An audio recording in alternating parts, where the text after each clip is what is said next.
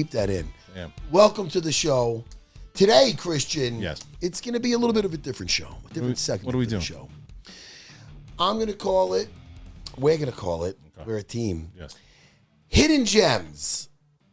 With you, Matt Serra. I'm smiling at the camera. Yes, Hidden Gems. Now, what is Hidden Gems? I have movies that I feel, and I thought of this when I brought up, I keep bringing up State of Grace because a lot of people hit me up about that. Yeah. People also hit me up about King of New York. Oh, yeah, People that haven't seen it. Do you Christopher Walken? I love it. Oh! What I realized with this is, one, I like turning people on to movies that maybe they haven't seen before. Sure. And two, I'm old as fuck. So I realize a lot of people haven't seen these movies that I call hidden gems because they might be 20 years old. I feel like I just seen them. Right. But they're fucking old.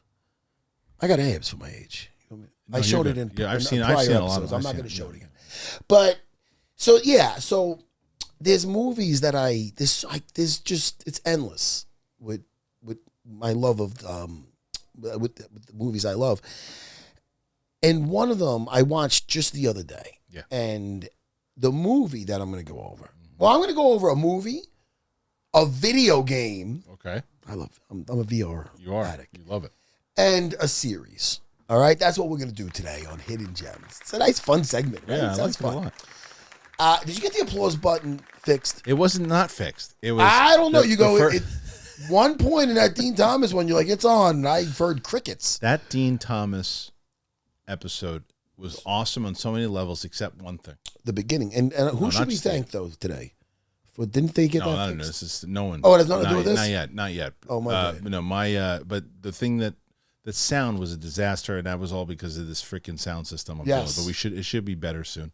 Okay. Yeah, but But you're saying about that episode? well, no. What happens is the button is fine. The question is that if you notice in the beginning, the applause worked fine. What happened afterwards? I missed it. I missed when I was watching. Shit. That's me. I missed it. Listen, shit happens. They can't be all out of the park. Yeah, sometimes You you see get. my first Shoney Carter fight? Sometimes you get hit with a back fist. It happens. Sometimes you get hit with two. In that fight with Shoney Carter, The second I got hit one, with right? two of them. Oh, No, the second one I got hit with one too. It took me. how do you get? I always wanted to ask you. Now that I'm friends Yeah, with go ahead. you, you must have been so freaking mad at yourself Yeah, I that was second fight. Yeah, my fight IQ went up a bunch since then.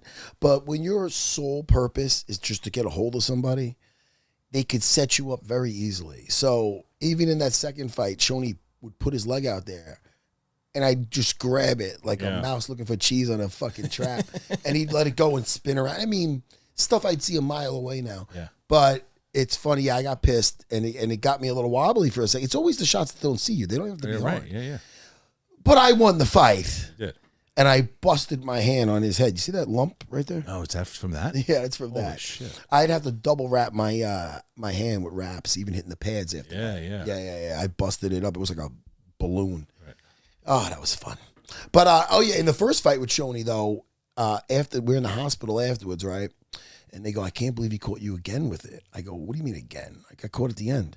In the end of the first round, I ran into one also. Yeah. I didn't remember it. I didn't remember being on the stool in between. Yeah, it's fucking crazy.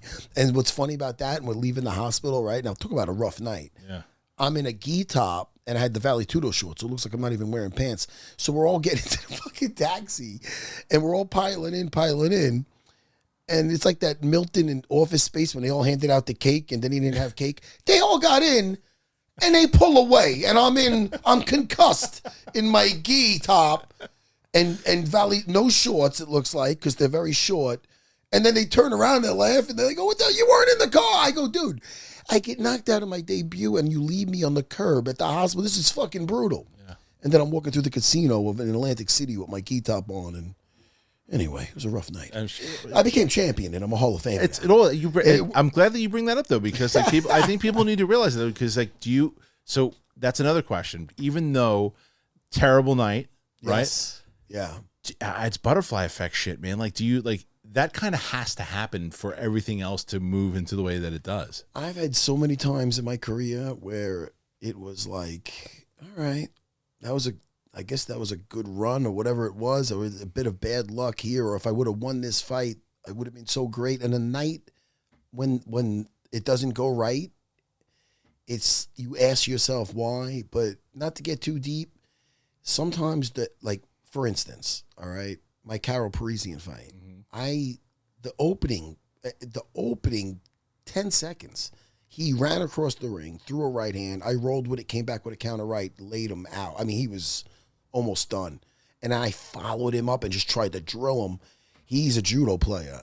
Inside my shorts, he grabs the back of my shorts like a judo grip, and he pulls in. You even see me going, yo, he's got my shorts. He weathered the storm. I got tired in that fight, and he ended up winning the fight by decision. I gassed out. The winner got a title shot. The loser is the loser.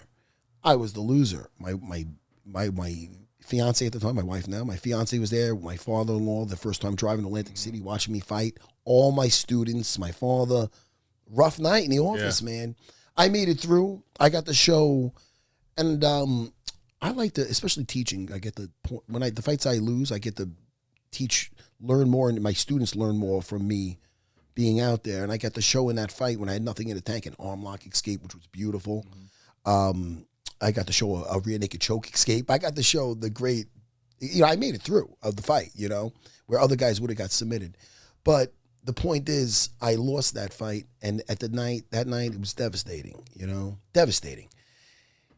That fight got me because I lost, I got into the Ultimate Fighter. Right. The Ultimate Fighter changed my life. Right. And it led me to the title and changed my world. So there's times when you go through shit and it doesn't have to do just fighting. This is just, but life where you're like, why did this happen? Why did I get into that street? What happened with that street fight where it ended my dream of going into the Special Forces, Marines and recon, and that was going to be my future. And one street fight ended that, and then I found jiu-jitsu. You understand? Yeah. So it's crazy the way things work out. It's choices too, right? It's a matter of and it's also the person involved in what you're doing, because you could have also made a lot of bad choices after that decision. You could have kept fighting in the streets and doing all that instead of finding jiu-jitsu, and then who knows where the hell your life is going, where you're sitting right now, It's all true, very true. And there's fighters out there. I know a guy that got in the UFC. He lost his fight, and then they don't deserve a fighter like me. I should have won that fight. And hey, dude, you lost the fucking fight, and if they can't accept that, he never was in the UFC again, that guy. Yeah. You know what I mean? I lost in spectacular fashion in a fight I was winning. And then I had to come back. And then again, I lost to BJ Penn in a close fight. Love BJ, great guy. And then I lost to Dean Thomas. I got cut from the UFC.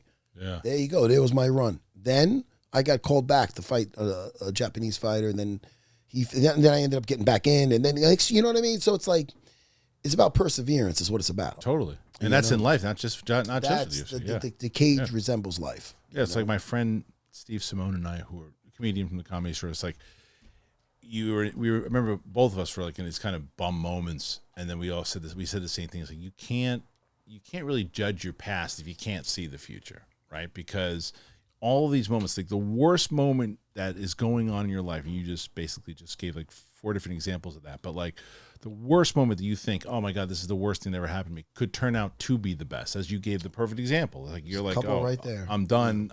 You get the show, and your life changes dramatically.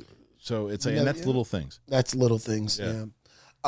Before we get into anything, the way my ADD mind works, sure. ADHD possibly. I saw possibly the best comedy I've seen in ages. What'd you see? Holy shit. It's I'm going to get his name in a second. It's a Greek. He's the heavy-set Greek guy. He's been on Rogan before. And he's on tires. Oh, Gillis? Not I love Shane Gillis, but no. Shane Gillis, since Norm died, that's my favorite comedian. Not Shane Gillis. Something Greek. It's to start a cult. Let's start a cult. Let's start a cult. It's on Amazon Prime. Let's start a cult. It's on Amazon Prime. Yes. This was a fucking good movie. Let's get some fucking good comedy back. Once he took his balls out, I knew it was good. Once Give me his name again. I don't think I gave it to you in the first place. I'm gonna get him. Let's get him on here. Let's see. Let's get it, producer. I will. Look him up. So his name is it? It's Stavros. yes. Halkis? Say it again. I don't know. I guarantee I said that wrong. Stavros. Wait. It's Greek. Stavros. Halkis. He's funny. Halkis. He's great. Listen. CM Punk is in this? CM Punk is in this. There's some actors in there you'd recognize, but it doesn't matter. Oh, Ethan Suplee? Yeah. That Ethan Suplee, he's the one who lost a lot of weight. Yeah, he did. Yeah. I like Tom Papa a lot too. This and and Bobby Kelly's in there as his father. Oh, is he? Yeah. Okay. So I never heard of this. Now I was watching Theo Vaughn's podcast, and he was on that. Yeah. I was listening to it. Oh, so was he promoting it on there? He was promoting it on there. And I've seen him in Tires. You watch Tires? That's Tires is on Netflix. Yeah, that's a great show. Right. I like comedy that's just being comedy. That's just fucking funny. Not trying to do anything but make me laugh. Right. And I like crude comedy. Like I said, I knew I was in safe hands when what's his name again? Stavros took his balls out. I knew it was in safe hands. I'm in safe hands once I saw his balls. And he was upset because he said he has big balls, and they have these little fake balls he had to use for the thing. They looked a little bald. They looked small, the balls. But listen, it's a comedy that you don't got to think. There's nothing to just enjoy it. It's just fun. It's crude. It brings you back to a time. You ever see Beer League with Artie Lang? I know the movie, but I've never seen it. You should see it. Yeah, I'm saying it's that type of it's cut from that type of cloth where it's just fucking just funny. Yeah. It's a funny movie. Okay. Amazon Prime. So there's a hidden gem right there. Look at this, people. You see, people are gonna thank me. Yeah. Thank me in the comments. Shit. Good. Yes, and you're gonna thank me too. I think it was fucking funny. I say what they should do. I think people. This is another thing we were talking about off air. I think people should tag him on Twitter and Instagram. Tell him to hit up Serra and get on the show. Yes. You guys should talk to. You should talk to him about this. I'm going to get him on here. You should. Yeah. Where is he? Is he in New York, or is he, or probably in LA? I don't. You know what? Who knows? I'm new to him, but I like him. Okay. I seen him on Rogan before, and he's great on Tires. Yes. So people tag him. Tell him that Matt's talking about. I'm a fan. Yeah. He's a funny fuck. I want him on here. Yeah. All right. You can take his balls out. Do whatever you want. I'll be off that day. Yeah. Don't take your balls out. Yeah. All right. My Greek friend. I like him. Yeah. All right. Listen. Before we get into the movie, sure. Let's talk about a series. Okay. What do we? I brought it up to you, and you went, "Oh, you didn't do that." No, I didn't see it yet. Oh, which one are you talking about? About the series I brought up before we got on air. You brought up Dune. Oh, I didn't. I started that. Oh, did you like that? I like an opening scene when they say. I haven't seen it yet. Like, well, in one of the opening scenes, they show a little flashback of when they fought the machines. Oh, okay. That's kind of cool. You know what's funny about that? You say that straight up Terminator shit. What I heard is that was someone's like, I wish that they would have done the series on that. That's exactly what I was thinking. Okay. Because that looked fucking cool. Yeah. And I hope they don't pull no Acolyte shit like the Jedi's really bad or good. Because in the opening thing, the Atreides, descendant of the Atreides, they wrote the past like they rewrote it or something. Like they set it to their favor basically. Oh, okay. They wrote the past like they were the heroes, but. And this was a Harkonnen lady, this Harkonnen descendant, and she's like, "But I know the truth." And her descendants, her ancestors, they left. They were cowards in the war, so they've been all like vanquished from the land. Okay, you know what I mean. So then they went off, and that's what I got up to. Okay, I have to check it. I haven't seen it yet. What was the series that you saw? The series that I saw ages ago. Yeah. Oh yeah, I remember that. Rome. Oh yeah, it's the best. Rome. It's on Max. Yes. And Rome is one of my favorite fucking series. And guess what? It holds up. Titus fucking Pulo. Titus Pulo. And what's his buddy's name? Oh, shoot. He's a Kevin McKidd, but he's so great, man. Yeah, what's his name? They're two. It's basically following these. Lucius. Yeah. Yes, Lucius and Titus Pulo. Yeah, poor Ray Stevenson. Stevenson passed last year. And yeah, he looked kind of healthy too, man. What the fuck? He was just. I know. It's a shame. He was the best part of that Ahsoka series. And I thought he looked the best as the Punisher. Like I think he Punisher looked was cool. good. I didn't like the movie, but that movie was fun. But Rome, you know what it was? Rome came out. When did Rome come out? I'm gonna guess before we get a confirmation on it because it's got to be in like the 2004, 2005 area. You think so? I'm going to say earlier, but what do I know? Let's see. I'll tell you right now. It is. Might be right. I'm going to say it came out like in the 90s. No, you're right. 2005 to 2007 is where it aired. Oh wow, that's when it aired. Yeah. So Back and when this I was had like the title. this was like the precursor to Game of Thrones. Because if you look at all the stuff, the casting director, like a lot of the cast, oh yeah, it was ahead of its time. It's definitely ahead of its time, and it holds up. It holds up. The story, the characters, it's based on history. Yeah, except they crunched. Do you know what happened with this series? 3 seasons. I thought it was supposed to be more than that. More. But because it didn't. It cost $100 million to make, and in 2005. That's crazy, especially for a series that nobody knew and a lot of unknowns. So a lot of boobies, and again, very Game of Thronesy. And what happened was it didn't do as well as they needed it to in season 1, and then they crunched like years of history into one season. Yeah, and so much in season 2. They could have if they would have had the budget. It was man. I love Rome. Rome. It tells you it's basically a history lesson, and I'm sure they took liberties with it with these characters from the What is it? What was he yelling? The 17th, the 13th, 17, 13, the 13th, 13. Oh man, and they're such savages, and.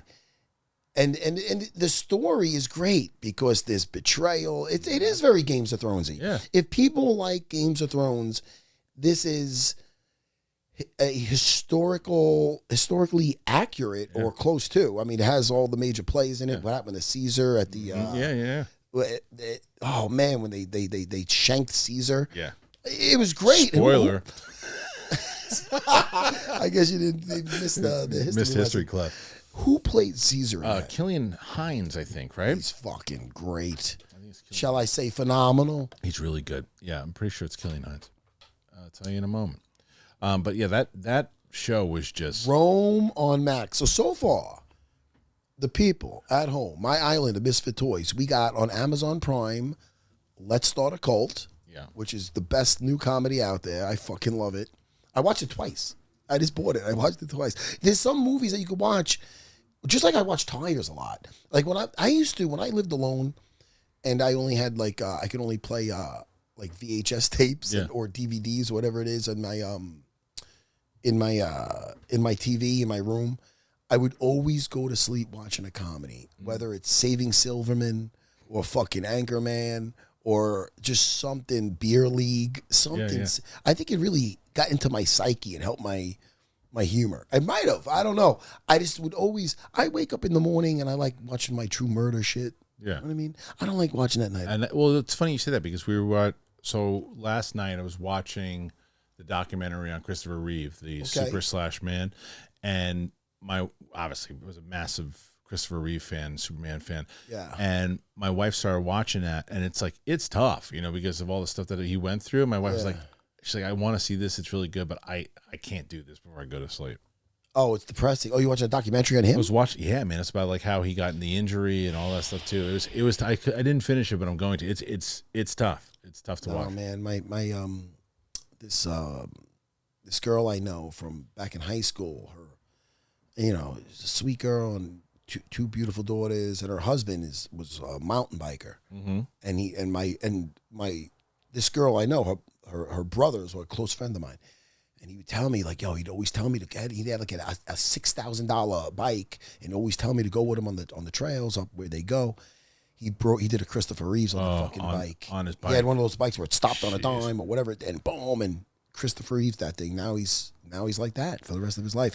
Scary. It's super scary, like but I think that not that this is anything could happen. Anything can happen, but like to show what Christopher Reeve actually was able to accomplish because of his star status. This is what kind of the documentary is about. It shows there was so much kind of he brought a lot of money into research because of it, because of spinal injuries and what he was able to accomplish because he wanted to go. Yeah, he was like, and then it was his wife who came in And he says at one point where she's like hugging him, he's like, if I at 1 minute would have, because you hear his voiceover as he's talking, if I at 1 minute would have felt like she was only doing it because I knew I was going to be a burden, I would have been asked to pull the plug. But like the love was like so strong that he wanted to keep fighting on. It's tough. It's sad, tough. man. Yeah. You know what's really sad? Yeah. She ended up passing away. His wife? Dude, you didn't know that? Look that up. She passed away. Now those poor kids. Hi, everybody. We're a feel-good show here on Geeking Out with Matt Serra. Speaking of balls, come punch me in my balls. She didn't die. She's still here. She's dead. No, Dana Reeve is still here. Oh, wait, no, you're right. She died. Dude, how dare you? Keep that in, you son of a bitch. I was about to feel awful. I feel bad. Holy she shit. died. Yeah, she died in 2006. I was like, I got to stop smoking. When? I'm looking around. Oh, you're right. Shit, I didn't know that. She died. Yeah, she did. That's yeah. Why would you say she's still alive? Do that? Why'd you do that to me? I thought that she was from that thing, but you're right. Maybe, you know. When did he die? So she died 2 years after him. Dude. And how? By just natural causes? Yeah. Yeah, I think she had cancer or something. I don't know. This part of the documentary probably covers it, but yeah, I don't know. I don't have to look. Doesn't say. Well, hi everybody. How you feeling now? You glad you tuned in? Best episode yet. Anyway, listen. Yeah, lung cancer. Oh, that's brutal, depressing. Brutal. Okay. Yeah. Amazon Prime, we got Let's Start a Cult. Yeah. On Max, we got the Rome series we could watch. I told Rogan to get into that. He's like, is it good? Rome? Yeah. I told Rogan to watch it. No shit, yeah. I hope he does. Nice. All right. Oh, should I just mention a video game I'm playing? Oh, yeah, please. Go do it. Yeah, people want to hear you bring up on there? I don't know if you can get a little clip on here called Contractors Showdown. Now, listen. Yes, I want people to get this game, but it's a selfish reason. I need to get a bigger player base on this motherfucker. Yeah. I'm sick of waiting in lobbies, in trios. You nerds know what I'm talking about. You're waiting for a squad. I don't got fucking 10 minutes, 15 minutes to wait in that motherfucker. Yeah. See, they put in Reborn. This is when I talk about this. My wife hears me talking about this sometimes. Yeah. She's like, oh, well, she just wants to like hit me in my nuts. Look, dude, this game is amazing. Show some clips of this for sure. Yeah.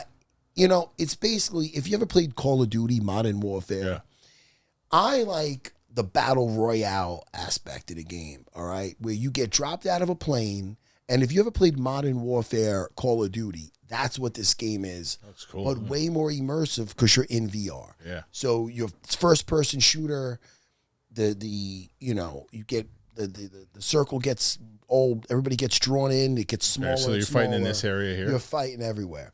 That's the gulag. If you die in there, you got to fight your way back in. So if you are into video games, if you like Call of Duty, and listen, it's for all ages. Yeah. Come on, I'm 50.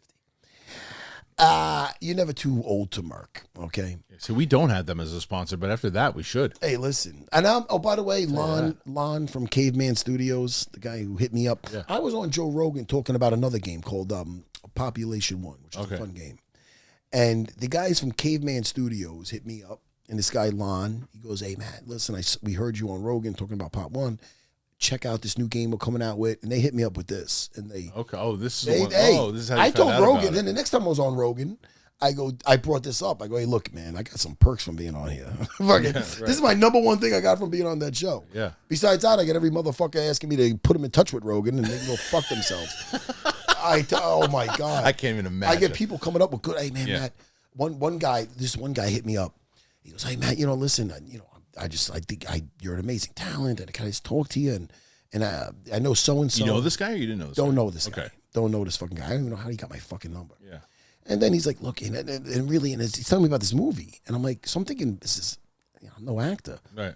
So I even told him, I go, listen, man, I don't want to cut you off, but I have no desire to do any acting. He goes, well, that's the thing. My wife, I talked about her, and it's about 2 dogs, and it would be perfect if Joe Rogan, if Joe was, even my wife says, if it was him and like a Bill Burr, and I go, hey man, do me a favor. Do me one favor. I go, I got the friends I got. You know why? You know why I'm good friends with Dana White? You know how many times I asked the guy for something? Not once. Right. I go, all right. He goes, and he sounded upset. Yeah. I got off the phone so fast, got his number, fucking blocked it. If you're watching this, you know who you are. I blocked it. I can't.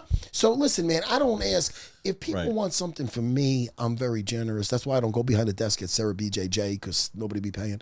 So, It's like Kingdom. if somebody like wants Kingdom. something from me, Kingdom. exactly. Yeah. Oh, Kingdom's rocking Great. that. That's a great I series. got Grillo. On, Oh, you got him on your show? He's going to be on, and I'm going to Could you give tell you him that props. Could you tell him that you're my producer? 100%. But I'm going to give you props because you are the one that turned me on to watching Kingdom. Definitely bring that up. Yeah, I will. I'm going to get him on here before the You creatures should. come I'll in. tell him you want to you want to do the show. 100%. Yeah, 100%. Tell him I don't. And we were talking about this before we got on air. Yeah. I'm shy. I'm not shy. It's not shy. I think it's what you just said. What? I don't bother nobody. I don't So want to this is what I try to tell Matt, and I love the audience to also chime in. Everyone wants to talk to Matt. People love talking to Matt. He's funny. Thank you. He's knowledgeable. Go on. But you don't. But you don't want to reach out to people because you feel like you're bothering them. True that. And you're not. And it's like, look, you said you never asked Dana for anything. I think you should ask him to be on this show. I said that. I think he'd be great to be on this show. I think you should eventually. You should definitely ask. I'll Rogan get to him be on. the I'll show. get the listen. They'll all be on. I'd love to have them on the show because But- I think you will have a fucking great conversation. Plus, more people need to see your show. You've got a great show. Did you know that I told you? Did I talk to you about being out at Jackson's? Did I talk about that on here? Not on air yet. You should No? talk about it a little bit. You briefly mentioned it, but you I should went talk out about it to more. L.A. To L.A. It was Newport Beach. Yeah. We talked about it with Phoenix a little bit. Okay, we talked about it a little bit, but yeah. So I did the Jackson podcast. It's probably would have aired by now. I looked and I did well as of As I'll when look this now. airs, I'll it'll look. probably Okay. air. We're shooting some episodes to get them in the bag because Yeah. right now, when this airs, I'm either away for looking for a fight or I'm away with my family on vacation. So I'm going away for a few weeks. We had Yeah. to get some in the bag. And we got a lot of good clips coming out too. We got a lot. When are the clips coming? Oh They're shit, man! I'm gonna be, sporadically. dude. The channels, it's so exciting, Yeah. and we're having fun. Oh, and Longo fucked us. Hey, Oh, yeah. Longo. I was gonna do something with Kurt Russell today about Kurt Russell. I recently watched Escape from New York. I revisited the great Big Trouble in Little China. Great one. I wanted to talk about this. Longo wanted me to watch Tequila Sunrise. Oh yeah. Did you wind up watching it? I did not watch Okay, it yet. good. Is it good? No, I just haven't seen it in a while. But it's Mel Gibson and Kurt Russell, right? All right. I was a little on the fence with it. so. I'm glad I didn't watch it. It's I'm glad I didn't watch it because Longo, he stiffed us today. yeah. But that's okay. We're having fun either way. I just like to give Longo shit. Did he stiff us or just couldn't do the time? What's that? He just couldn't do the time, right? Same shit. Same shit. Yeah, he couldn't make it in. All right, listen. All right. So we got a video game, Contractors Showdown. Fucking get in there, man. Get the fuck in there. Get in there. So much fucking fun. We got Rome. Yeah. Now for the movie. But you're still talking about What'd I say? the Rampage Jackson. Oh, dude, you know I got 80. I know. That's That's why why I'm you. bringing you back. People are gonna be like, "What the fuck?" He was talking about L.A. I was out. He brought me back in. Yeah. Oh yeah. So listen, man. I never get to the West Coast, but the Bear he does a show with the Bear from Bear Jackson Jewelry. You know, I'm talking to this guy for like the last 8 months. You know, about me going out there, and it's just I'm not. It's not that I'm a homebody. You know that. Dude. Yeah. I go to my school. I do my unfiltered UFC Unfiltered with Jimmy Norton. It's so much fun.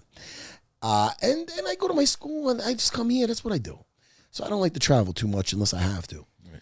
But I like Quentin Jackson a lot. I fought on many cards with Quentin and I loved him in the A-Team. And I brought that up to him on the air. And I'm going to bring that up when I talked to him, by the way. He's going to be on. He wants to do the show. Good. So that's what more I got. I got to just, I don't want to feel like I'm being a burden. I got to go, you want to come on and bullshit? Anybody I ask, they say yes. That's what I'm trying to tell you. Okay. So, They but want to do your show. when I was out there, man, we had a fucking blast. I told you it was a whirlwind of a day, though, because I flew in Tuesday night, podcast 10:30 in the morning, right to the fucking airport. I was loopy after that. I did the show after that. I was out of my fucking mind. It was the next best. day. That was I cannot wait for people to sit when we do. Because we've recorded 3 episodes so far. The one with Phoenix was the one where you were completely see you later, but Fun. I got you to that pizza place, which was delicious. That's the name of it. Taglios. Taglios? Yeah, I'm pretty going sure. there I'm after gonna this. double check. I'm gonna go Taglios. too. Fuck. But once you had that, you bounced back. Your energy was like I was good. Well, my energy wasn't. no, not your energy. Your My mind? Your focus. Thank you. Yeah. I can get a little unfocused, just like that story. I was about to just breeze right over. But man, I had a good time on that podcast. We the Jackson podcast. Yeah. Check that out. That should be out. By the Hopefully, time yeah. So right now, the last one they had up was Randy. Randy Couture. Yeah, how do you Randy? He was on the mic when you won the title, right? It was him. Again? He was one of the commentators. I remember when you punched in GFP and him going, "Good Lord!" Yeah. Yeah, Randy Couture was one of the assistant coaches. When I was on season 4 of The Ultimate Fighter, we didn't have we usually have one coach. Yeah. Because we were all vets in there. You know, we were all in the UFC before. Right. We had like a bunch of coaches that just helped us, and Randy Couture was one of them. And he taught me a couple of really nice takedowns. But he's seen me use my inside leg trip on everybody. So when I fought George in the beginning, they're like Joe Rogan's like, what could Matt? How could he get him to the floor? And he goes, he has a great inside leg trip. I remember him saying that at the beginning because he was there for all the fights in the house. He was there for the sparring sessions. Yeah. So he knows I had that in the arsenal, but what's funny? I got my fists. You did. Yeah. Well, so Randy, and that's the time, like I've talked about how I first, where we found each other, just because you heard me talking about it on my show about how I bet on that fight. That's right. And I was listening. That's back when you were at Collider. Yeah, it was especially at Collider, but I was watching UFC religiously, and so Randy Couture he was a heavyweight, but he was fighting really big dudes. Yeah. And so I remember them because he's fighting guys like Tim Sylvia, who's like 6'6", or whatever the hell he is, 6'7". Yeah. And then they had him in for Randy Couture. They had him in for a meeting. I worked at Joel Silver's company, and they had him in for a general meeting where they would meet people like, they want to meet Randy Couture. I was shocked with how tall he was. He's like 6'2", right? He's big. He's a big dude. Yeah, he's he just looks small fighting those monsters. Yeah, Randy Couture was great. He was great in the house. He was very, very helpful, very down to earth, and I'm happy for him with the Expendable movies and stuff like that. Yeah, so you always got along with him? I always got along with Randy. Yeah. And he said some nice things to me on the night of The Ultimate Fighter when I won the. Do you hear my belly in the mic? No. I got ass problems. I got fucking. Wait, that was one cave to the other cave. You said. What happened? You said, have you heard my belly? And then you go, I got ass problems. Yeah, well, the belly. I meant belly and ass together, but it makes noises, man. So yeah, sorry about that, my people. But yeah. All right. So what were you up to? You want to move to the let's get to the whole reason you wanted to do this movie. All right. All right. You ready? Hidden gems. The hidden gem for this show. Way of the Gun. Way of the Gun. Yeah. Now who we have in there? Let me see. We have Ryan Phillippe. Yeah. And you're going so. I'm just going to the cast. Okay, there you go. I was about to say. Can't speed read. Right there. Oh, there you go. Oh, Benicio del Toro was great in this. Scott Wilson, he's great in anything. The old guy. Juliette Lewis. Yeah, Juliette Lewis is just if you ever seen Natural Born Killers, another old movie, but fucking old school, crazy movie. Yeah, crazy movie. She was also in Cape Fear. That's what I was thinking of. Yeah. She always plays a little like almost airheady, but she has a side to her. And in this movie, it's like classic Juliette Lewis. I mean, she's just 1 second she's biting her lip, next second she's got a shotgun. All right, let's get into the movie. Yeah. All right. It's basically about two drifters with Ryan Phillippe and Benicio del Toro. Okay, Mr. Parker and Harold Lungbar. Mr. Lungbar. Now, the opening scene in this movie, you're in. You get it right away. You're like, okay, it's the club, right? I'm in for a ride. You see them leaving the club. Yeah. They just leave the club and you kind of like they show them walk past, but it's really just focused on the club. And then the people waiting in the club, and it's Sarah Silverman, this comic, and she's with her long-haired boyfriend. They're waiting online. And all of a sudden, a car alarm goes off, and it's Mr. Parker and Mr. Lumbar, Ryan Phillippe, and Benicio del Toro. They're sitting on this guy's car with the alarm going off, and they're just sitting there drinking a beer, smoking a cigarette. So he starts saying, "Hey, that's my car," and they're ignoring him. Right. And all of a sudden, Sarah Silverman, this is a great scene, great fucking scene. She starts going off on them, calling them all sorts of names, rude, horrible, cursing him out. My boyfriend's going to do this and that. And then all of a sudden, fucking Ryan Phillippe says, hey, I'm going to paraphrase a little bit, but you'll get the gist of it. He goes, shut that bitch up before I go over there and fuck start her head. Yeah. Oh, I'm in. What? What did you just say? So the fucking, she just, everybody, the whole fucking, you hear some chuckles in the crowd and everybody just looks at the boyfriend. So now he's got to go over there. So he goes over there with a bunch of his buddies. And she's still talking shit. Now this is great. So there's a whole bunch of them, and it's just these two. It's just the two guys, and the boyfriend goes, "Look, she's mouthy, but she's not lying. I'm gonna beat your ass, and I'm gonna fuck you silly." He said something just like that. So fucking, which one? Ryan Phillippe steps on his fucking foot.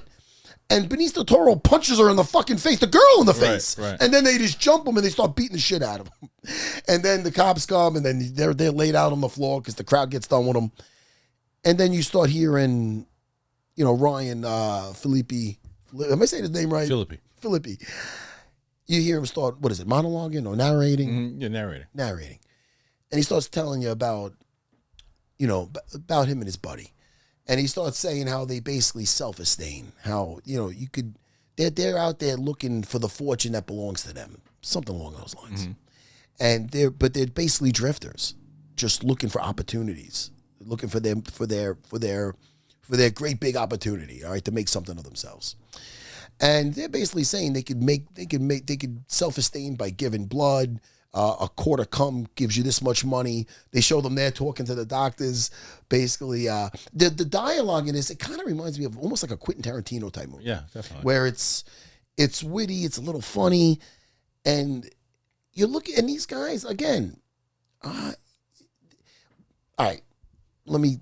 That's them. All right, now you got them set up. Now there's so many.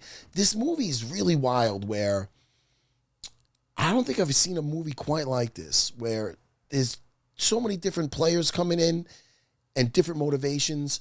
So, I mean, is it spoilers? I guess it's kind of spoilers. I'm fucking this. If you want people to see it. I do. Listen, if you haven't seen it, you stop this and you come back to the point. Okay, you will go watch it. All right, so but I'm going to spoil the fuck out of it.